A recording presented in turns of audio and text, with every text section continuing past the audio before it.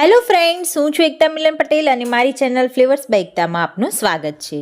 શું તમારી માવા ચીક્કી ચવડ, કડક કે સાવ ભાંગીને ભૂક્કો થઈ જાય એવી થાય છે? તો ચાલો આજે આપણે ચીક્કી બનાવવા માટે ગોળ સાથે સિંગ અને તલના માપ સાથે અને ગોળનો પાયો કરવાની પરફેક્ટ રીત સાથે માવો એડ કર્યા વગર સોફ્ટ અને ટેસ્ટી માવા ચીક્કી બનાવીશું, જેને તલ અને સિંગની સુખડી પણ કહી શકાય. તો ચાલો બનાવવાનું શરૂ કરીએ. માવા ચીક્કી બનાવવા માટે સૌપ્રથમ સિંગદાણાને સ્લાઇડ શેકી એના ફોતરા ઉતારી તૈયાર કરી લીધા છે.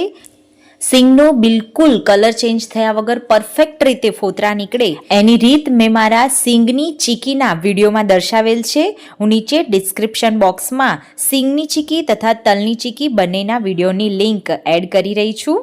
1 બાઉલ સિંગદાણાની સામે હાફ બાઉલ જેટલા તલ લઈશું. તલમાં બિલકુલ મોઇશ્ચર ના હોવું જોઈએ. જો તલ હવાયેલા લાગે તો એને પણ સ્લાઇડ શેકી લેવા. 1 બાઉલ જેટલો ગોળ લઈશું અને 1 ચમચી જેટલું ઘી લઈશું.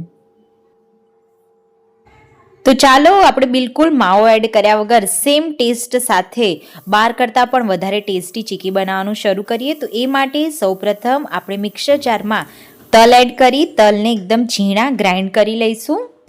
જનરલી માવા ચીક્કી બનાવતા હોય છે એમાં માવાની સાથે ખાલી સિંગદાણા જ એડ કરવામાં આવે છે, પરંતુ અહીંયા આપણે માવો બિલકુલ એડ કરવાના નથી. એટલા માટે સાથે સિંગદાણાની સાથે આપણે તલને પણ એડ કરીશું. એનાથી એકદમ સોફ્ટ ટેક્સચર આવશે ચીક્કીમાં. તો હવે સેમ રીતે આપણે સિંગદાણાને પણ ઝીણું ગ્રાઇન્ડ કરી લઈશું.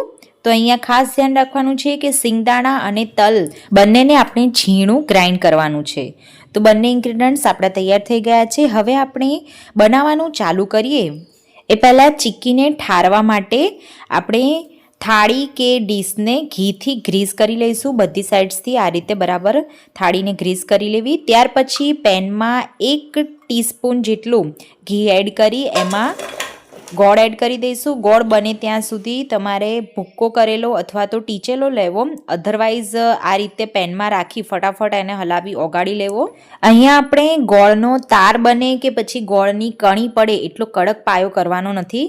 એકદમ સોફ્ટ માવા ચીક્કી હોય છે, એટલા માટે ફક્ત ગોળમાં આ રીતે ફીણ વળવાનું સ્ટાર્ટ થઈ ગોળમાં થોડી ચીકાશ આવવા લાગે એવું લાગે એટલે તરત જ આપણે ગેસની ફ્લેમ બંધ કરી અને સિંગનો અને તલનો ભૂકો એડ કરી દઈશું. તો ફક્ત 5 જ મિનિટમાં ગોળમાં ફીણ વળી અને આ રીતે ગોળ ફૂલાઈ જાય એટલે તરત જ આપણે એમાં તલનો ભૂકો અને સિંગનો ભૂકો એડ કરી દઈશું. ખાસ ધ્યાન રાખવાનું છે કે વધારે વાર સુધી ગોળને થવા દેવાનો નથી, બાકી તમારી ચીક્કી કડક બની શકે છે. તો સિંગ અને તલને એડ કરી દઈએ તરત જ આપણે ગેસની ફ્લેમ બંધ કરી બરાબર સારી રીતે ગોળ સાથે બધું મિક્સ કરી દઈશું. તમે જેમ જેમ મિક્સ કરતા જશો એમ પેન સાથેથી મિક્સચર એકદમ છૂટું પડી અને આ રીતે સરસ ટેક્સચરમાં આવી જશે. ત્યાર પછી આપણે તરત જ ગ્રીસ કરેલી ડીશ અથવા થાળીમાં ઠારી લઈશું અને આ રીતે તાવેતાથી થોડું સ્પ્રેડ કરી ઘીથી ગ્રીસ કરેલી વાડકીથી પોળું પાડી અને સરખી રીતે એક સરખા લેયરમાં સ્પ્રેડ કરી લઈશું. 5 મિનિટ જેવું ઠંડુ પડવા દે ત્યાર પછી આપણે ચીક્કીમાં કાપા પાડી લઈશું. જો તમે ચીક્કીને વધારે પતલી બનાવવા માંગતા હો તો વધારે પોળા વાસણમાં લેયર એકદમ પાતળું પાથરવું, અને જો સુખડી જેવી તમે થીક બનાવવા માંગતા હોવ તો નાના વાસણની અંદર ઠારી દેવી. તમે જો આને વણીને ચીક્કી બનાવવા માંગતા હો તો થોડું કડક ગોળનો પાયો થવા દેવો. ત્યાર પછી વેલણ રાખી અને મેં મારી તલની અને સિંગની ચીક્કીમાં કેવી રીતે ચીક્કી વણવી એ બતાવ્યું છે એ પ્રમાણે ચીક્કીને વણી લેવી. તો ફ્રેન્ડ્સ, આપણી માવા વગરની માવા ચીક્કી બનીને તૈયાર થઈ ગઈ છે.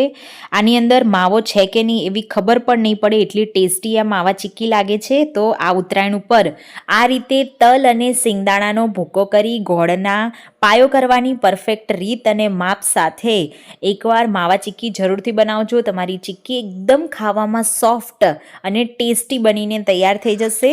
તો ફ્રેન્ડ્સ, અલગ અલગ ચીક્કી અને ઊંધિયુંના વિડીયોની લિંક મેં નીચે ડિસ્ક્રિપ્શન બોક્સમાં એડ કરેલ છે. તો આ ઉત્તરાયણ ઉપર ઘરે મારી રેસિપીને ફોલો કરી ઉત્તરાયણ સેલિબ્રેટ કરો. અને મારા આજનો વિડીયો સારો લાગ્યો હોય તો વિડીયો લાઇક કરી ચેનલને સબસ્ક્રાઈબ કરવાનું ભૂલતા નહીં. નેક્સ્ટ રેસિપી આવે ત્યાં સુધી બાય.